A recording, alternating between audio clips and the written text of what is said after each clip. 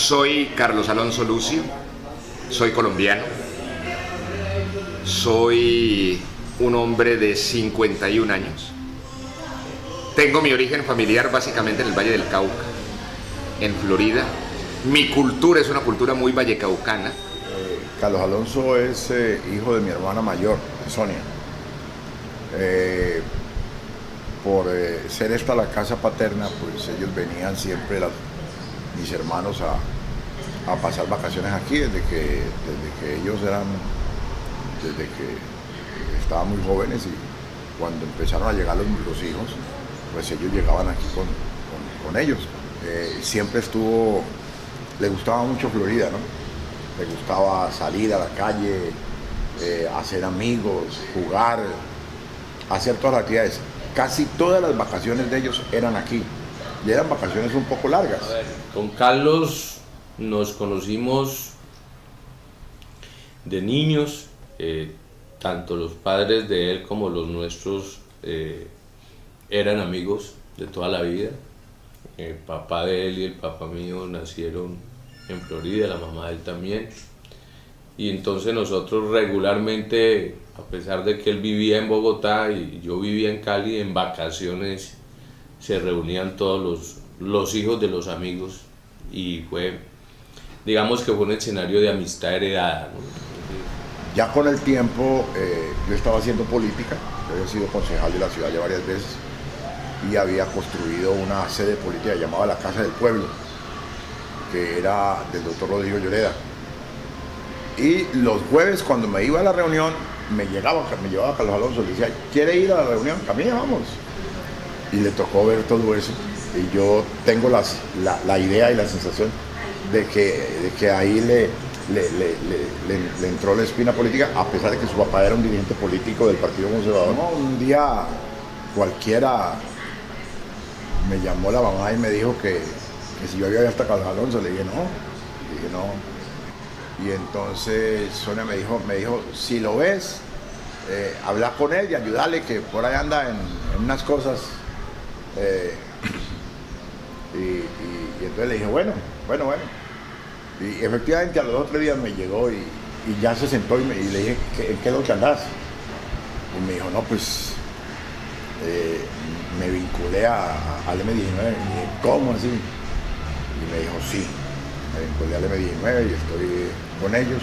A ver, yo ingresé al M19 siendo muy joven, tenía 15 años en aquel entonces, era otro país.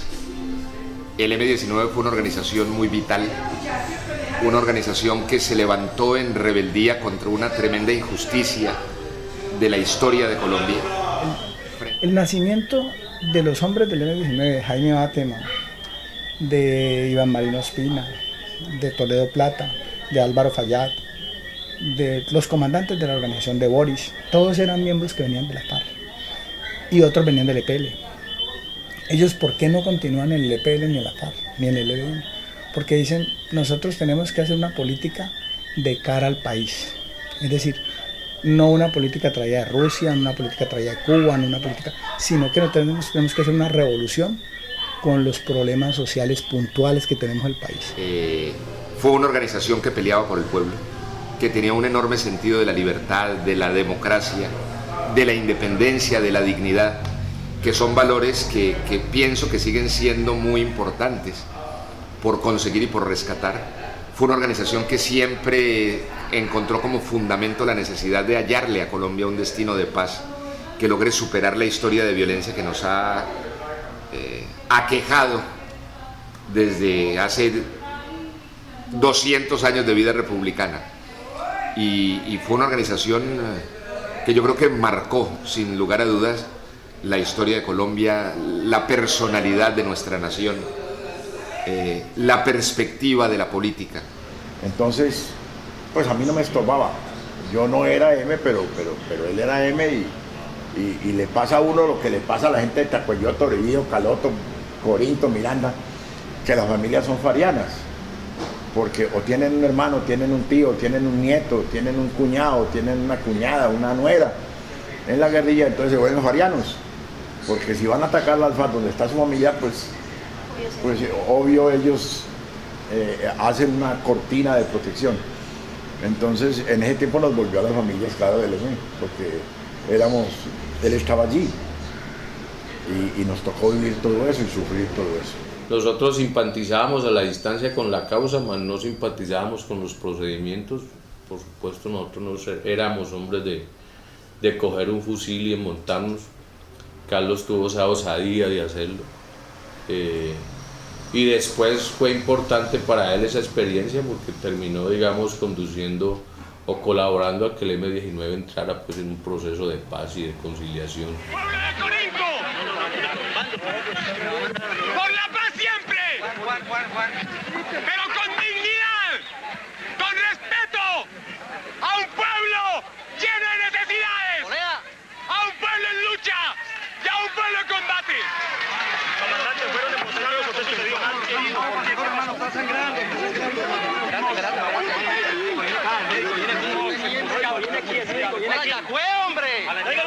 Traigan el médico allá, hombre, rápido. ¿Cuántos hombres eran para ahí? No dejen entrar a ningún... Era una patrulla de la policía, por lo menos 15 o 20 policías. ¿Y usted qué días tiene, Carlos? ¿Qué días tiene usted? En Florida. Un rato. A ver, compañero, vamos.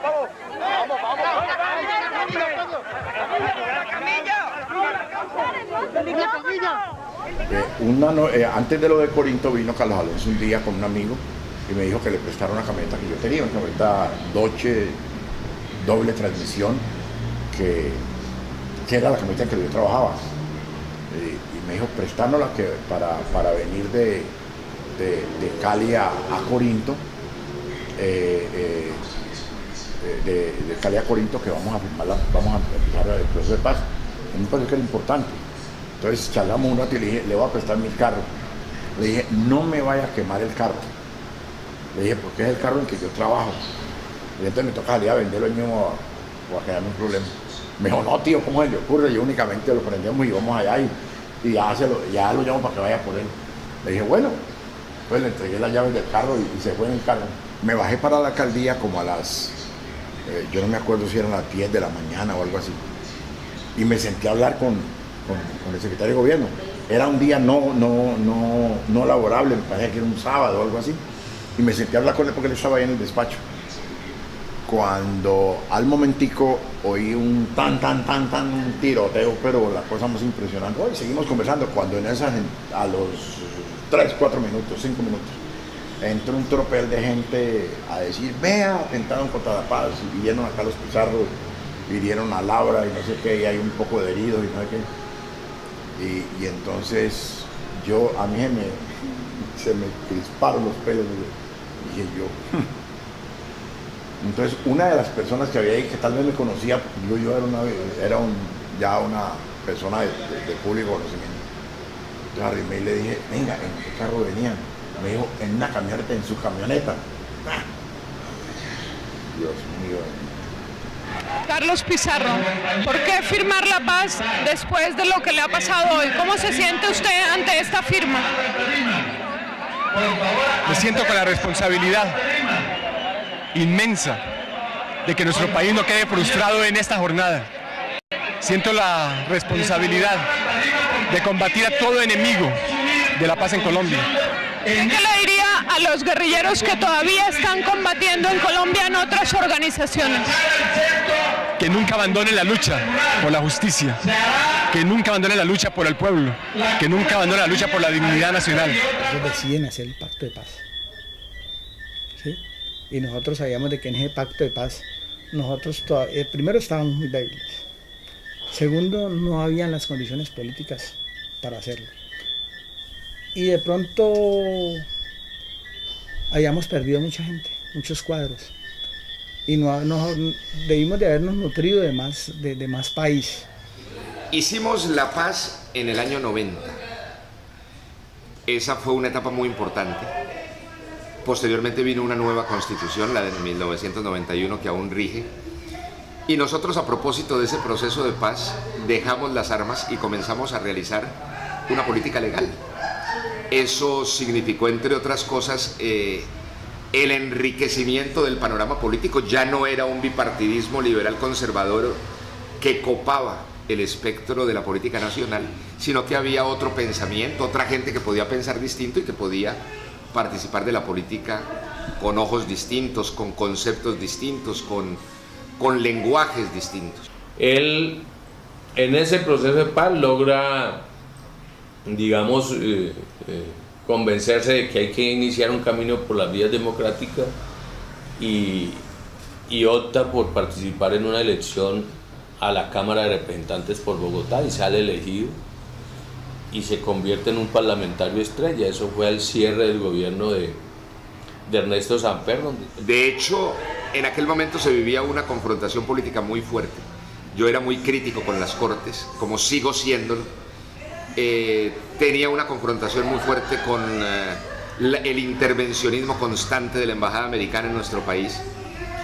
Y de hecho viví una persecución judicial que se ha reconocido.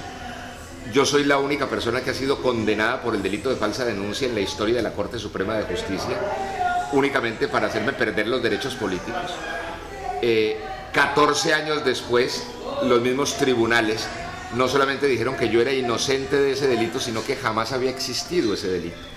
Carlos es un hombre que tiene unos grandes valores humanos, tiene un valor político enorme que debería estar hoy aportándoselo de frente, sin temores a que lo señalen o a que le digan injurias, como siempre ha sucedido en este país, y mentiras, y que debería estar entregado como lo que es, como uno de los mejores políticos que podría tener hoy el país. Digamos que a Carlos lo podemos definir, yo lo definiría de mi manera personal, como un hermano aguerrido, inteligente y necesario para una Colombia nueva. Yo defino a Carlos Alonso Lucio como algo que el país, que Colombia necesita. Colombia lo debe tener. Es decir, cuando en las familias existe la preocupación por lo público, por la política, por lo que pasa en el país, por lo que ocurre en las noticias, etcétera, pues uno va formándose en medio de un ambiente donde las preocupaciones sociales se siembran en todos. O sea que yo sí creo que el liderazgo político que alguna vez ejercieron desde distintas orillas mis tíos, mi papá, en fin, influyó en mi vocación y en mi interés por el sentido de lo público. Eso, digamos, es una familia que se ha preocupado por lo que pasa en el país.